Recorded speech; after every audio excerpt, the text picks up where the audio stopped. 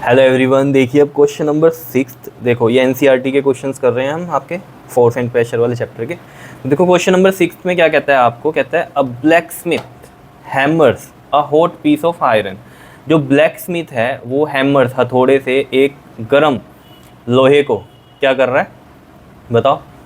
अब black Smith hammers मतलब हथौड़े से मार रहा है उसको, हॉट पीस आयरन को, वाइल मेकिंग ए टूल। कोई भी टूल बना रहा है, मान लो कोई तलवार बना रहा है या कोई और टूल बना रहा है, बहुत से टूल्स हैं, ठीक है, वो बना रहा है। तो ये क्या कह रहा है वहाँ पर, कहता है how does the force due to hammering affect the piece of iron. तो वो कह रहा है कि क्या अफेक्ट होगा फोर्स का, हाउ डज द फोर्स, अब फोर्स की वजह से मतलब जो आपने हैमरिंग हथौड़े से मारा है या ब्लैक स्मिथ ने मारा है, ठीक है, उसकी वजह से पीस ऑफ आयरन पे क्या अफेक्ट आएगा, ये आपसे वो पूछता है।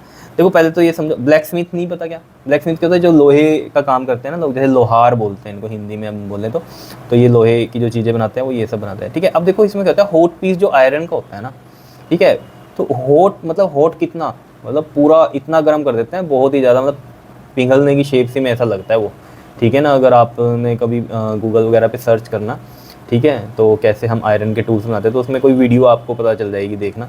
तो इतना मतलब पूरा रेड हॉट हो रखा होता है, इतने ज़्यादा डिग्री पे उसको क्या होता है, गर्म किया होता है।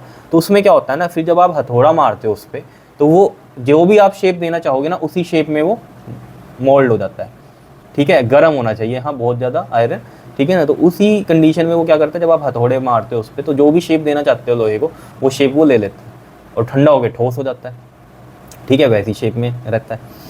तो यानी कि यहाँ से हमें ये पता चल रहा है कि हॉट पीस ऑफ आयरन होना चाहिए, ठीक है, और उस पर अगर हम हैमरिंग करेंगे तो होगा क्या, उसकी हम शेप को चेंज कर सकते हैं, ठीक है।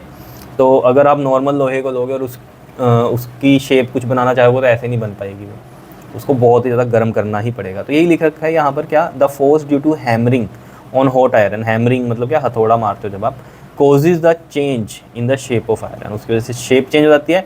And iron can be moulded in the shape of the required tool, उसकी हेल्प से क्या होता है, उसको मोल्ड कर सकते हैं हम, जो भी रिक्वायरमेंट है आपकी टूल बनाने की, ठीक है ना। कोई तलवार बनानी है वो बन सकता है, कोई चाकू बनाना है वो बन सकता है, कोई और टूल लोहे का जो है बना सकते हो आप। बहुत सी चीज़ें हैं जो बनती हैं और वो इसी तरीके से बनती हैं, ठीक है। तो मतलब क्या है, आंसर क्या है, change the shape of iron. उसने पूछा था ना फोर्स का क्या अफेक्ट होगा, how does the force due to hammering affect the piece of iron, तो क्या करेगी वो, change the shape of the iron.